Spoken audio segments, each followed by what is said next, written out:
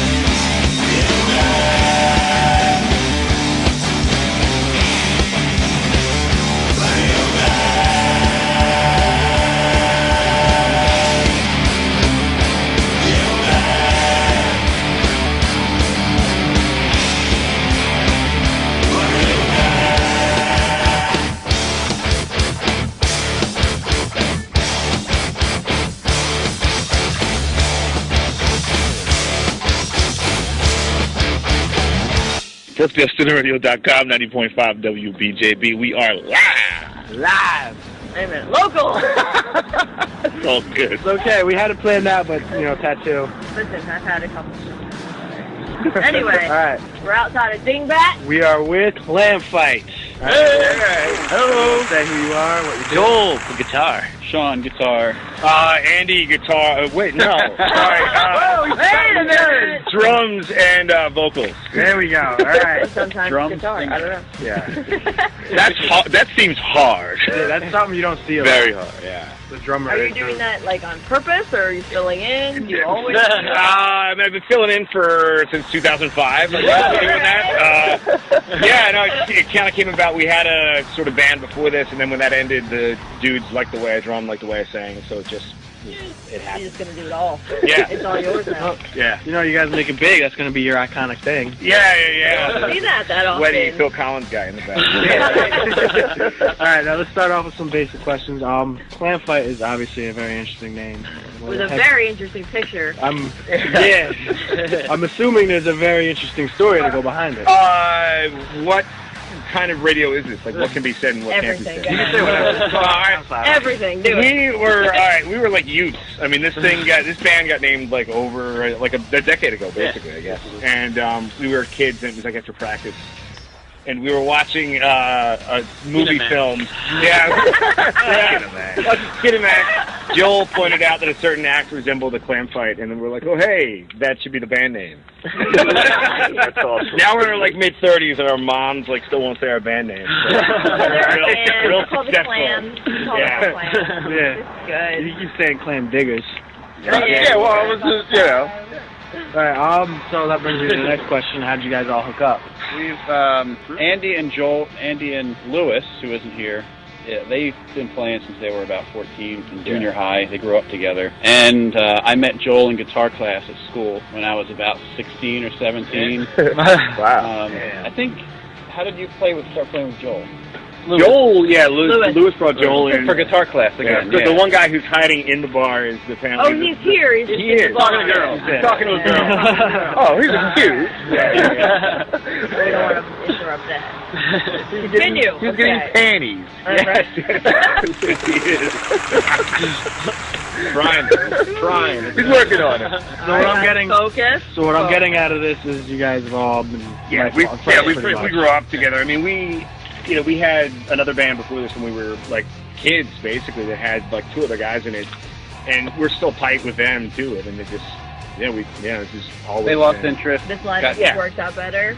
Yeah, it just. I mean, the one guy owns his own business, and they both have families now and stuff. So busy. it's Okay, all right.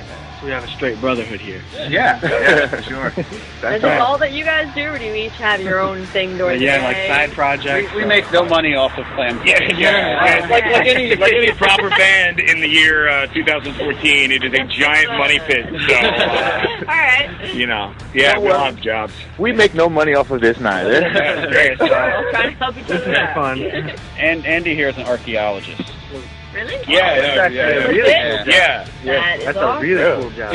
It ensures doubly that I make absolutely no Of money, course. but it also means I always have fun. Basically. Yeah, right, Like I have fun doing say this. that. I have fun like doing my actual job. Like- Like, Now I want to interview about being an archaeologist. Your first album was dropped in 2010. yeah.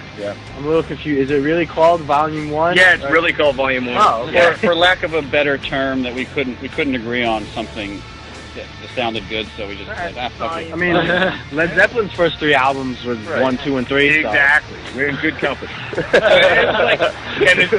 That record, too, was songs that were probably written over a period of like 5 years, like the first 5 years That's we were a band. it. Said something like it started in 2005? Yeah, 2000. That's when we started playing live. shows. Yeah, we probably started. I went to school in 2002, Yeah. and for 3 or 4 years, we just played when I came home on weekends.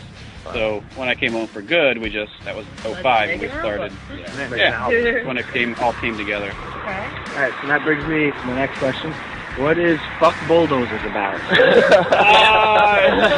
It was. I don't even remember how the two words The first came song on together. the album, Like, I mean, yeah, it is. I mean, it was. I mean, it's like still a super fun song to play live. I mean, it's heavy good as song. shit. Yeah, it's fun. I I mean, don't even know why they made me think about Fraggle Rock. Fraggle Rock. Yeah, we really hate That's the the first Doozers. thing I Exactly. thought of. Yeah, it's fuck Get it. Doozers. We're Team Fraggle all the way. Eat their sugar shit. Yeah, I don't know.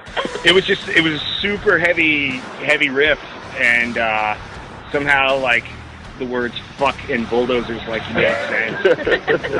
Yeah. Is it like Now I get it. something to do? Fuck that bulldozer. Right? No, it isn't. No. I actually had since I'm an archaeologist, I have a couple of buddies who were like backhoe operators and stuff. And the one guy actually gave me a bunch of shit about like the title "fuck bulldozers." God, fuck you, like from the back of his like backhoe, like, and I'm like, no, I had no problem with bulldozers. They're useful pieces of machinery. I think honestly, like, it was 2005, and it was sort of like when that one was. It was like 2005, 2006 when that one was written, and it was still sort of like the height of the whole like Bush thing, and I was kind of like crabby about that. So exactly. See, what I thought, like, fuck bulldozer, you're plowing a bitch, you know. No. We're not there. These are no, they're good questions because I've been in the band and I don't know what half the songs are. I keep close to that. No, I feel bad. I'm asking about another song. Tell us about Ghosts I Have Known. That is, so in the 1830s, like 1834, 1836 or something like that. Settle in. There was a whaling ship called the Essex, and it was sunk by a sperm whale in like the middle of the Pacific Ocean, like the furthest place on planet Earth you can be from land. These guys went down. Wow. And then they drifted around for, I think, the better part of like 18 months or 2 years, and they ended up eating each other and all kinds of crazy shit. And there's a book by Nathaniel Philbrook called In the Heart of the Sea about it. And so I had read that book, and it was kind of a spooky, doomy, sort of ghosty sounding song, so that's what I wrote about it. And the captain of the boat, you know, like, lived the rest of his life in Nantucket in, like, total disgrace. So he was people. I mean, he ate his nephew. So he had to go back home, being like, I'm the worst kind of cannibal. Yeah, well, they sent him out. They gave him one more shot with another whaleboat, and that sunk also off the coast of South Africa. Yeah, the worst America. Yeah, so he basically lived out the rest of his days as the night watchman in Nantucket, hoarding food in his attic. Like stuffing his attic full of food. Wow. So that was kind of like where that song comes from. Sort of his perspective. I will be a dead motherfucker because I'm eating nobody. A couple bitches, but I'm eating nobody. Like, bro, I know what you've been eating. I'm not eating you. You guys got any new music coming soon, or? Well, we had we put a record out that it's just been out a year now. Last January, on the Maple Forum, the label for the Obelisk.net, they JJ put out our last record, I vs. the Glacier, and we're now we've sort of been on break for the holidays and goose hunting and everything else, but we're getting back into writing the third record, and it's probably more than halfway written. Yeah, it's probably around like 60-some% written. So we're hoping soon. Let's just put it that way. We don't. Anytime we ever give it a timeline, but we have fucking destroyed it and had to come out like a year later. So wow. So we're, we're working on it. We're working on it. We're thinking about where we're going to go to do it. So how many times do you guys perform here? Just like our second time. It's been years ago. It's probably 5 years ago. Oh, wow. What are some of like the other places you played at? For the last record, and for dudes that all have like jobs, like we basically covered the whole East Coast for the last record. We just get out like 3-4 days max at a time and covered from like Boston to Orlando on the last record. That's awesome. And, not at one time. Not at one time. They've been to all those places. Yeah, we always have to break it up. Nice. So wait, what was your favorite place? The show we just played in Orlando in November is hard to fucking beat. Yeah. That show was awesome. Like, it was this little tiny place called Uncle Lou's, and it was just packed full of kids, and the kids went fucking insane. Nice. Like, ape shit. They were crazy. You're good for something. There are some good videos. Yeah. There's some on our Facebook page, Yeah. possibly, or YouTube. Or like on the YouTube. headbanging button mash. Yeah, look up some Clam Fight at Uncle Lou's. And there's some decent videos. So Orlando was awesome. Savannah was awesome. We love Rochester, New York. We're actually playing in Rochester in 2 weeks. Nice. Rochester's another great, like, people show up to party and like, rock beat each around. other up. Yeah. Love it. Yeah. You guys seem like y'all be having so much fun. And we haven't even seen the performance yet. Yeah, it's the right time. That's coming up. Yeah. 2 more questions after this. Who influences you? Like, what are the bands, people, whatever, artists? I would say when we Probably a started, long list, right? Yeah, I think It's a blend.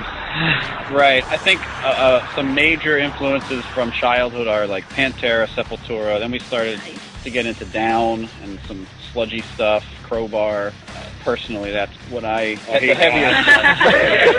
I think they're really like, the kind of reason that we probably exist and sound the way we do is that when the old band broke up was kind of also right when we stumbled over the first Down record.